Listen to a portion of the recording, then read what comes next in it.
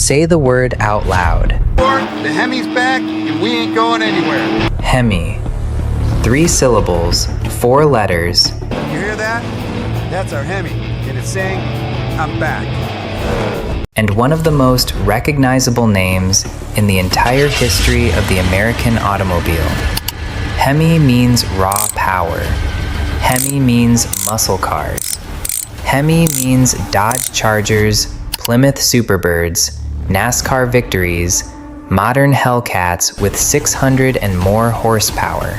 Say the word Hemi to almost any car enthusiast on Earth, and they will know exactly what you mean. Now consider something strange. The word Hemi is not really a name at all. It is a technical shorthand, a fragment of the word hemispherical, which describes a particular shape inside an engine. The actual name, the proper commercial name that Chrysler engineers chose and proudly wrote across their cars when this engine first appeared, was something else entirely. It was FirePower, and almost no one remembers it. This is the story of the engine the world knows by a name its creators never gave it. To understand how a name can be stolen by its own legend, you have to go back to a war. In the early 1940s, with the United States deep in the Second World War, the Army Air Forces needed more power than existing aircraft engines could deliver. They turned to the Chrysler Corporation, and they gave the company an extraordinary commission. Chrysler was asked to design and develop a giant aircraft engine for the Republic P-47 Thunderbolt fighter, an inverted V-16 displacing more than 2,200 cubic inches, capable of producing 2,500 horsepower. It was called the XI-2220. And to deliver that kind of output, Chrysler's engineers borrowed an idea that had been used in advanced aircraft engines for decades. They designed it with hemispherical combustion chambers. The shape mattered.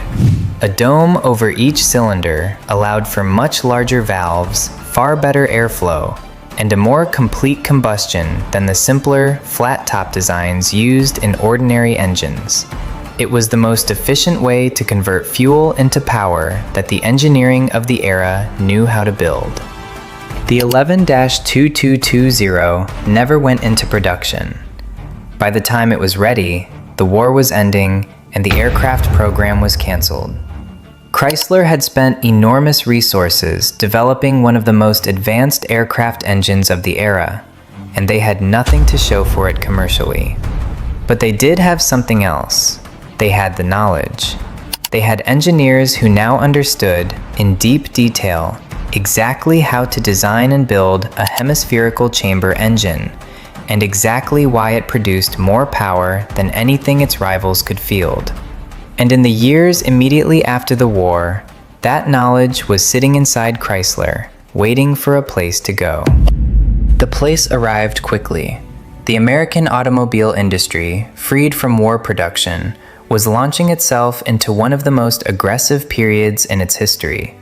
In 1949, Cadillac and Oldsmobile both released new overhead valve V8 engines and effectively started what would become known as the Horsepower Wars, a 20-year arms race between the major American manufacturers, each trying to outpower the others.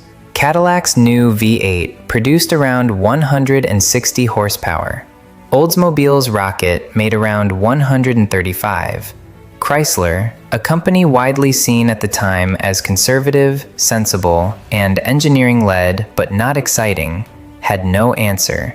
And the question facing its leadership was simple. Build an ordinary V8 like the competition, and arrive late to a race that was already moving fast. Or do something else. Chrysler chose the harder road, and they chose it on purpose. The decision that defined the next several decades of American performance engineering was made inside Chrysler in the late 1940s. The company would not simply copy what Cadillac and Oldsmobile had done. It would take the hemispherical chamber technology that its engineers had developed for the wartime aircraft engine, and it would put that design into a mass-production civilian automobile V8. It would be more expensive to make. It would be heavier. It would require complex cylinder heads with 2 rocker shafts instead of 1, custom-made valve gear, and entirely new manufacturing tooling. By every measure of cost accounting, it was the wrong choice. But by every measure of engineering, it was the right one. One automotive writer later described what Chrysler did as a triumph of engineering over cost accounting, and that phrase captures the whole decision. Chrysler chose mechanical superiority and accepted the bill. The engine they built was launched on the 9th of February, 1951, when the new Chrysler model lineup was unveiled. It displaced 331 cubic inches, about 5.5 liters, and it produced 180 horsepower at 4,000 revolutions per minute. That number on its own is meaningful only by comparison. Cadillac's V8 of the same period produced 160 horsepower. Oldsmobile's Rocket produced around 135. Chrysler's new engine, on its debut, beat Cadillac by 20 horsepower outright and beat Oldsmobile by nearly 50. In one launch, in a single model year, Chrysler had moved from being last to the V8 race to being unambiguously ahead of every other American manufacturer in raw power. And it fitted this engine into its top-of-the-range cars, the Chrysler New Yorker, the Saratoga, the magnificent Imperial. The advertising made the position clear. Chrysler now delivered the most available horsepower of any American automobile manufacturer. And the name that Chrysler chose for this engine, the name the company carefully selected, registered, and printed on the cars themselves, was FirePower. Not Hemi, FirePower. It was a confident, declarative, slightly theatrical American name, the kind of name a company chooses when it wants to communicate ambition. And it stuck, at least at first. Through the early 1950s, Chrysler's FirePower V8 became one of the most respected engines in the world. It went racing almost immediately. A driver named Tom McCahill took a FirePower-powered Chrysler New Yorker to Daytona Beach in 1951 and won the trophy for fastest American stock car. In 1953, a wealthy industrialist named Briggs Cunningham fitted a FirePower V8 into his Cunningham C5R racing car, took it to the 24 Hours of Le Mans, and finished 3rd overall and 1st in class, an American privateer effort beating most of the European factory teams. By the late 1950s, the FirePower had grown to 392 cubic inches, and in its highest output 1958 form, in the Chrysler 300D, it was producing 380 horsepower in factory trim. Once again, the most powerful production engine made in America. And then, quietly, the name began to slip. Two things happened at the end of the 1950s that together reshaped the entire story. The first was that Chrysler decided to retire the FirePower. As magnificent as the engine was, the company's leadership had concluded that it was, simply, too expensive to keep building.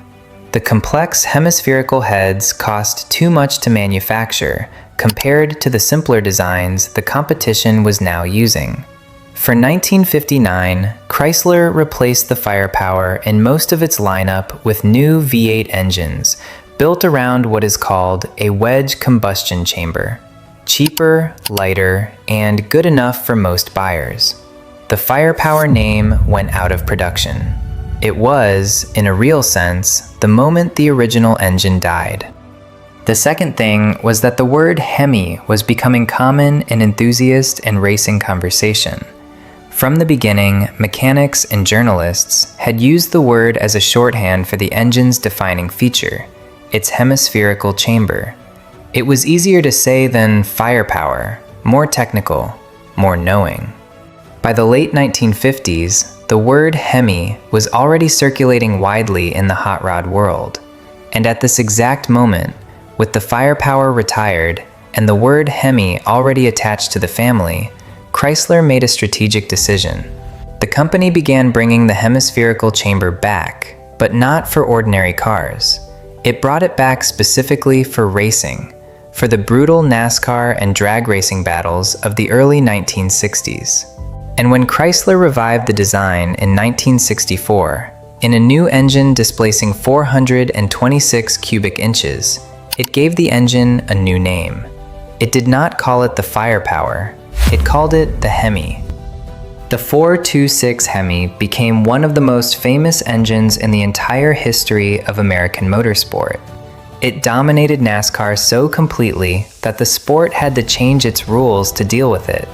It powered the Dodge Charger Daytona and the Plymouth Superbird through the late 1960s.